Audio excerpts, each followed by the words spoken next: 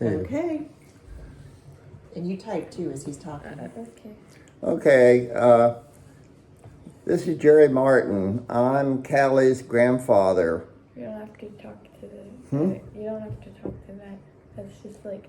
Oh, recording in the okay. background.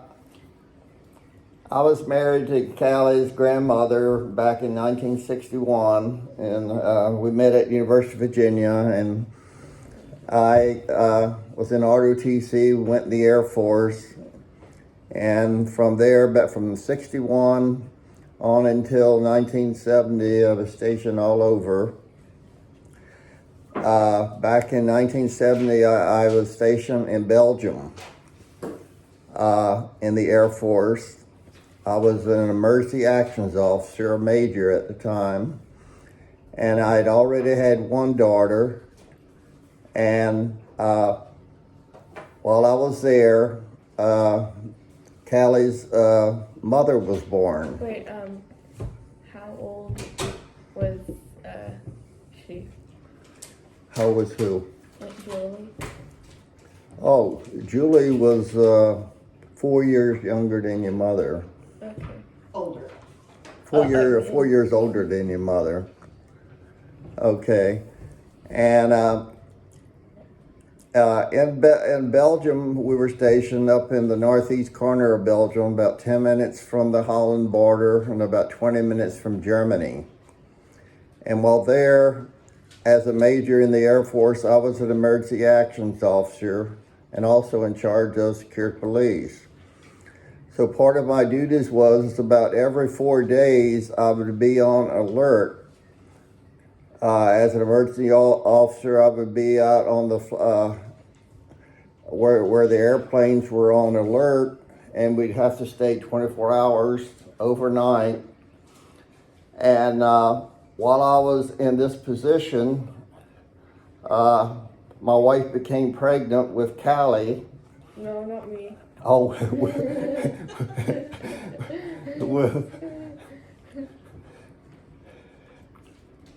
with Michelle. I was going to say Barbara. with Michelle, and so we would have to be on 24 hours a day, and there was only 9 American officers stationed on the base. We all served as emergency actions officer, and we lived a little bit off base on the economy. So as time came closer for Michelle to be born, I was at the time out on the flight line on duty, and one of my other officers lived next door to me. He was off, and so I got a call from Barbara that she was going in labor. So my next door neighbor was able to take her to the hospital. The hospital was located in another small town. The town that we were in was Pierre, Belgium. So the hospital was in Brie. What's the name of the hospital? I don't know, Brie Hospital. So he took her there, and Wait, what was the name of the neighbor? Ledbetter, Dave Ledbetter. How do you spell it? DaveLedbetter.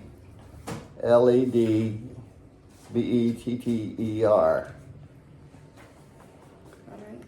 Okay, and I got a call. When I got a call at the time, it was in the middle of the day, and on the side of the runways there, where the planes were on alert, there was a lot of blackberry bushes. So I was out in on the runway by picking them blackberries from the bushes there, and I got a call from the alert area saying, "Yeah, you want it on the phone." So I ran and got the message and found out that my neighbor was taking Barbara to the hospital. And he said that when he got there, he'd turn around and he'd come and he would take my place, being on alert, so I could be relieved of the duty and go to the hospital. So as luck would have it, she didn't go in labor right away, so by the time my neighbor took her to the hospital, came to the base, relieved me of duty, I got in the car, went to the hospital. I was able to get there before delivery.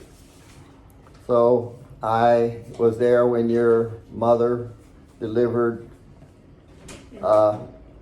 when Barbara, my wife, delivered your mother in the hospital. Now, one unique things about the hospital I might tell you is in Belgium, in the hospitals, they have one big room. They have the biggest portion is the bed for my wife was. And then they had another, about 1/4 of that room was partitioned off and was completely enclosed in glass. And that's where they kept the baby. The other, also inside the room, they have another cot for the father would come in and he would sleep over there.